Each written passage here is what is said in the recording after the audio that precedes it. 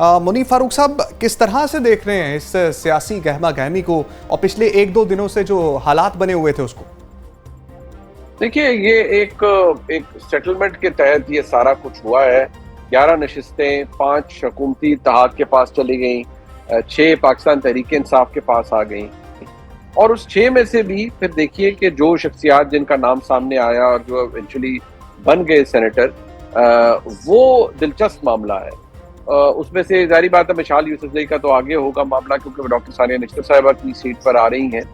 लेकिन यहाँ एक अब ये तासुर बड़ा जोर पकड़ा है कि उन 6 सेनेटर्स में से 3 ऐसे हैं जो कि एस्टेब्लिशमेंट की हिमायत याफ्ता है। गंडापुर साहब एक तरह से अंडर ऑब्लिगेशन थे कि वो एस्टेब्लिशमेंट के लिए ये सब करते।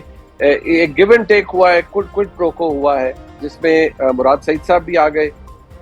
वो अलहदा बात है कि मुराद सईद साहब अभी ऐवान के अंदर शायद नहीं आ सकेंगे फौरी तौर पर, क्योंकि अभी वो एब्सकॉन्ड कर रहे हैं, उनके और मसाइल अपनी जगह मौजूद रहेंगे।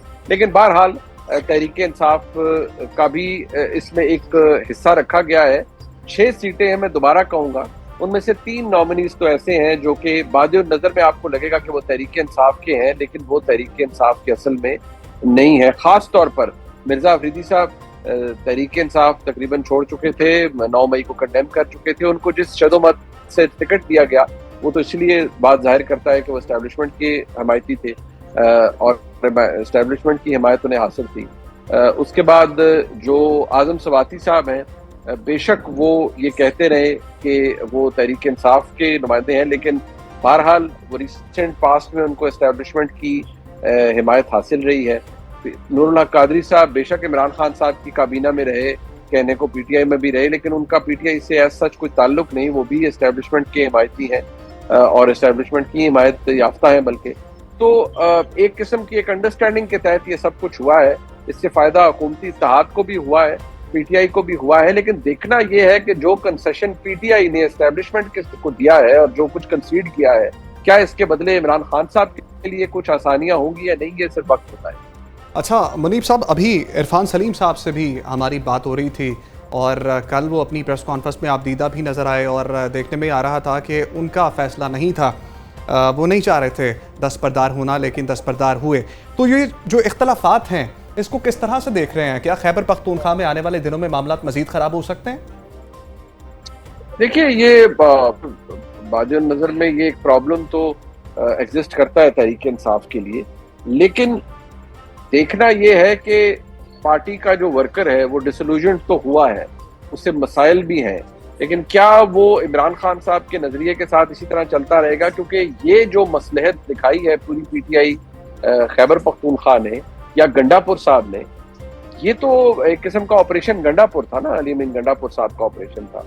इसमें जो कुछ भी हुआ इसमें कंसेशन खान साहब ने भी दिखाया है। क्या वो सपोर्टर, वर्कर, नजरियाती कारकुन इस कंसेशन को, इस अंडरस्टैंडिंग, इस समझौते को तस्लीम करेगा, या वो चाहेगा कि वो अपने ओरिजिनल बयानिए के ऊपर रहे? ये फिलहाल तो एक डिस्क्वाइट मौजूद है खैबर पख्तूनख्वा में, और ये मौजूद रहेगा तहरीक इंसाफ के लिए।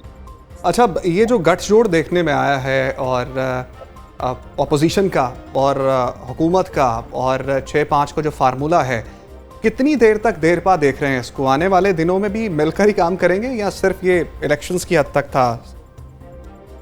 देखिए, मेनली तो ये इलेक्शंस की हद तक था, लेकिन मुझे लगता है गंडापुर साहब को अब फिलहाल तो कोई खतरा नहीं है, अनलेस के एस्टेब्लिशमेंट के ऊपर से भी हाथ उठा ले और कोई ऐसी करे, कुछ मामला हो जाए जो उनके खिलाफ जाए। मुझे नहीं लगता।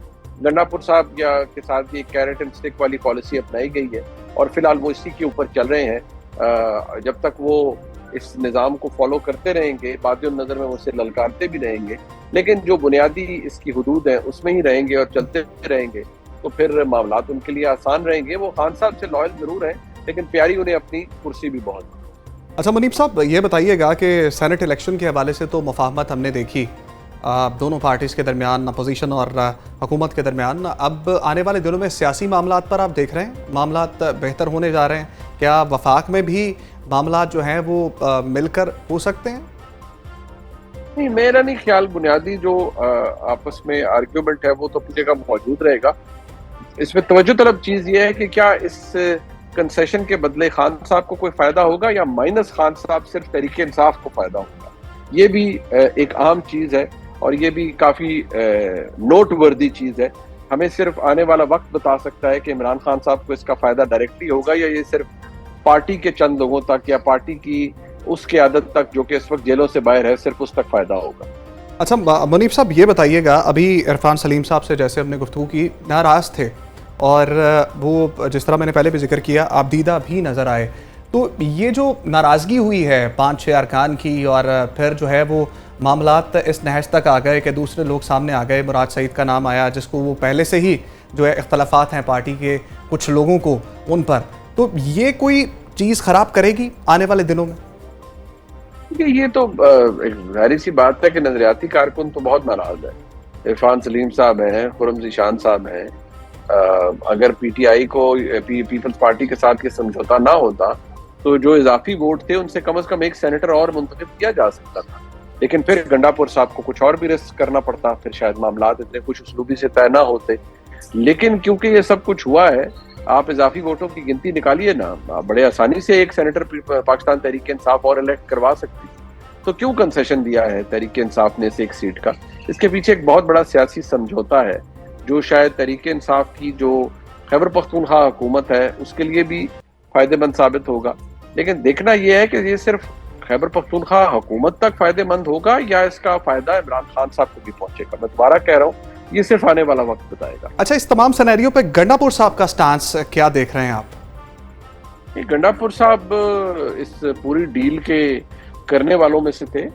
गंडापुर साहब ने इसको ऑर्केस्ट्रेट किया, इसे एग्जीक्यूट किया और इसी तरह इस मामले को वो आगे लेके चले हैं। खुश उसलूबी से मामला तय हो गए, उन लोगों के साथ भी मामला तय किए जिनको शायद वो बैठना उनके साथ पसंद नहीं करते। शायद सियासत यही इसी चीज़ का नाम है और इसी तरीके से इस मामले को सुलझाया गया है। गंडापुर साहब ने ये सब कुछ किया है और अपनी सियासी दानिश में उन्होंने एक बेहतर डील की है पाकिस्तान तहरीक इंसाफ के लिए। अच्छा, इस तमाम सिनेरियो के बाद ये जो 1-2 दिन में हालात क्रिएट हुए हैं, अंदरूनी सियासत जो पीटीआई की है उसको किस तरफ जाता देख रहे हैं आप? देखिए, तहरीक इंसाफ की अंदरूनी सियासत जो पावर पॉलिटिक्स है वो तो ऐसे ही रहेगी। हाँ, ये ज़रूर बात है कि जो नज़रियाती कारकुन है, जो नज़रियाती तौर पर इमरान खान साहब के साथ है, उसको मायूसी ज़रूर हुई है और वो शायद इस चीज़ को बड़ा नोट भी कर रहा है और नोट करता भी रहेगा कि मामलात कहाँ जा रहे हैं। लेकिन मेरे ख्याल में as long as Imran Khan साहब का ट्विटर बोलता रहेगा तो नज़रियाती कारकुन को तो जोश दिलाने के लिए ये तमाम चीज़ें मेरे ख्याल में अभी तो काम कर जाएगी। अच्छा, ये जो इख्तलाफात हैं ये मज़ीद बढ़ेंगे या फिर जो है ये थम जाएंगे? कोई एक बयान आएगा, जिस तरह से जेल के अंदर से मामलात सामने आते हैं तो नज़रियाती कारकुन को एंगेज करने के लिए, जिस तरह आपने कहा कि ट्विटर अकाउंट भी चलता रहेगा, ये थम जाएगा या ये मज़ीद बढ़ेगा? देखिए, अगर तो इमरान खान साहब की रिहाई हो जाती है और वो जेल से बाहर आ जाते हैं, यानी वो बेल पर आ जाते हैं, तो फिर तो शायद ये मामला थम सकते हैं। खान साहब बाहर होंगे तो चीज़ें बेहतर तरीके से एंगेज हो जाएंगी। लेकिन अगर ना हुई तो फिर अगर खान साहब भी जेल से बाहर नहीं आते और मामला में तब्दीली नहीं आती तो फिर शायद ये डिस्क्वाइट बढ़ता जाएगा खैबर पख्तूनख्वा में। याद रहे कि ऑलरेडी बहुत से ग्रुप बंदी है पीटीआई के अंदर खैबर पख्तूनख्वा में, और अगर ये सिलसिला इसी तरह चलता रहा तो फिर शायद प्रॉब्लम और एग्रीवेट हो जाए। अच्छा, जिस तरह से मुराद सईद साहब की आपने बात की और रूह पोश रहे काफ़ी अरसे तक और फिर सेनेटर बनकर सामने आ गए, आपको लगता है कि अब अमली तौर पर सियासत में इन हो जाएंगे और मामलात उनके तय आ जाएंगे इस तमाम सिनेरियो के बाद? नहीं, मेरा नहीं ख्याल कि फौरी तौर पर वो यहाँ वापस आ सकते हैं या उनके कोई मसाइल हल हो सकते हैं। वो क्योंकि उनके हवाले से ख़ास तौर पर और एस्टेब्लिशमेंट का एक मौक़िफ़ रहा है कि जो लोग 9 मई में इन्वॉल्व हैं वो इस तरह से वापस नहीं आ सकते। लेकिन अगर आ जाते हैं तो फिर तो ये एस्टेब्लिशमेंट की जानिब से भी एक बहुत बड़ा कंसेशन होगा जो मुराद सईद का तो दिया जाएगा, और अगर उन्हें दिया गया तो बाकी लोग भी कहेंगे कि हमें भी दिया जाए। फिर तो हम एक ओवरऑल एमनेस्टी या एक ओवरऑल माफ़ी की बात कर रहे हैं जो कि दी जाएगी। अच्छा, आखिर में ये बता दीजिए, अफवाह तफहीम के हवाले से जो मामला हमने देखे पीटीआई और नून लीग के दरमियान, जिस तरह से हालात अभी बन रहे हैं, अब मुस्तकबिल करीब में देख रहे हैं कि मजीद मिल के काम करें? देखिए, ये सियासत है, इसमें रूल आउट तो कुछ भी नहीं किया जा सकता। लेकिन मामलात उस तरीके से तो फिलहाल मुझे नहीं लगता कोई सियासी इंगेजमेंट दोनों जमातों की आपस में होगी। बहरहाल ये एक डील का हिस्सा था जो हुआ, और जिस तरह से मामलात चल रहे हैं शायद उसी तरह से ही चलते भी रहेंगे फिलहाल।